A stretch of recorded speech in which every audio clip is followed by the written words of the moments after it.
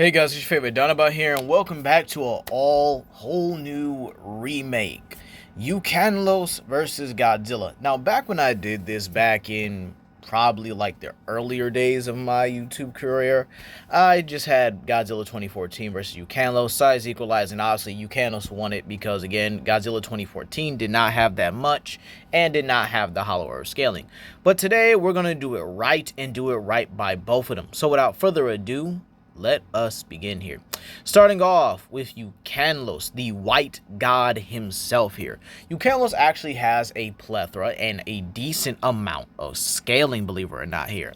You see, Ukanlos would scale to the Elder Dragons like Nergigante and possibly even Ruiner Nergigante, depending on how you want to use it. But we know from his ecology that Ukanlos has no problem taking down and even eating Devil Joes here. And considering it's the strongest creature in the Arctic, this would also put it above Savage Devil Joes and likely Elder Frost Gammoths and Velkhana as well here. Because again, remember, some of these Elder Dragons from the New World do exist in the Old World, as they were just never discovered there. Because again, Elder Dragons were much rarer or rarer occurrences back then here. So that being said here, where does that actually give us a scale for Ukanlos? Well, this actually puts them into the large planetary to dwarf star level domains here. I mean, it's pretty simple. Why, right? It's because Devil Joe, a beast that is able to literally match and even overpower the likes of Elder Dragons like Nemiel, Valhazak, and even going toe-to-toe and holding its own against its own predator, Ruiner Nergigante. Now, yes, I do count as Ruiner Nergigante as a predator of, well, Devil Joe here, and you guys will see that in the remake of the Nergigante ecology video. But considering the sheer fact we do know Furious Rajangs also visit the Arctic regions here, this would also put Ukanlos above it as well here, and we do know that, well, Rajang's just him. Even first Furious Rajang is also him, which would also put him above Orish Kirin as well, who has a multi-continental feat quite casually of him being able to freeze all the moisture in the air. And well, this again comes around to the multi-continental levels when it comes to the feat itself here, because again, this would also, matter of fact, I know what I'm trying to say here. This would also give Ukanlos and most of the ice-based monsters molecular level freezing, considering they're actually able to freeze oxygen molecules and actually freeze everything in the air here. Keep in mind, there are also Elder Dragons that can actually freeze things till they shatter like glass, which is also molecular freezing.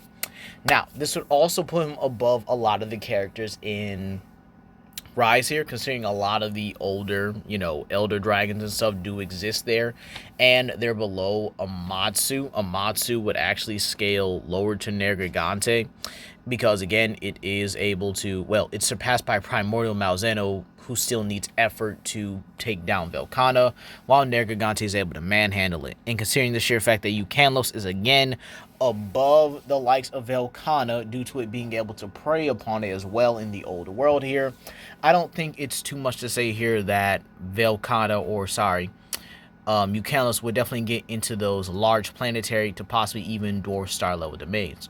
So with that being said here, that concludes Ukanlos with his ice breath and burrowing capabilities as well here, and we'll be moving on to his opponent, Godzilla Evolved. Now, Evolved Godzilla is easily into those large planet to dwarf star level domains as well here. This is important because he would scale to the Hollow Earth. The Hollow Earth being able to produce, energy signals and the gravitational crushing force of a black hole, and Godzilla is able to tank this, right? However, this does go down a bit due to the sheer fact that it is confirmed that this is more of a biological feat than a durability feat here, because all the Titans are adapted to this here. So basically, even fodder, Titans and stuff here, like the juvenile skull crawlers, the Volt Panthers, and the Lava Wolves and stuff like that they're all able to go through the Hollow Earth quite casually and easily as well here. And so Godzilla Evolved would actually be increased to a 20 times, well, a 2 times multiplier for his base, but a 20 times multiplier for his energy capacity, meaning that he has a lot more stamina and a lot more energy than he did before. This will likely be comparable to his supercharged state, where he was able to fight Ghidorah and, well, a amped up Ghidorah as well here, or a grid amped Ghidorah, I should say here. And pretty much Godzilla was able to surpass this level of power and even being able to go toe to toe with the Titan Shimo. Now, Godzilla would actually be much stronger than this here, and I wouldn't say stronger than Shimo. This is a much more older, you know, much stronger Shimo as well here, but Godzilla also possesses his pink atomic breath and then the spiral ray, which actually makes him stronger than Shimo here. And considering the sheer fact that he was also able to disperse Shimo's ice age, which was actually caused in under a little less than a minute, something that humanity was just not prepared for, because again, Shimo is called a world destroyer here. Yeah, Godzilla should actually be in those ranges as well here. So without further ado, let us begin here. Now, this is actually pretty interesting. And back then, yes, this was a very simple matchup and a very easy win for Ukanlos here. Because again, you know, it was just 2014 Godzilla before all the whole comic stuff and Hollow Earth scaling and stuff like that there. But at the end of the day here, I do think the King of the Monsters does take the win now. And here's why. While I do think these guys would definitely be comparable, considering this is size equalized, I should have to emphasize that as well here. I would actually say Ukanlos' armor in a size equalized situation or a size compatibility situation here does provide a lot more durability to Godzilla's attacks here, considering the sheer fact the Hunter's blades and hammers do have a tough time getting through the armor of Ukanlos here.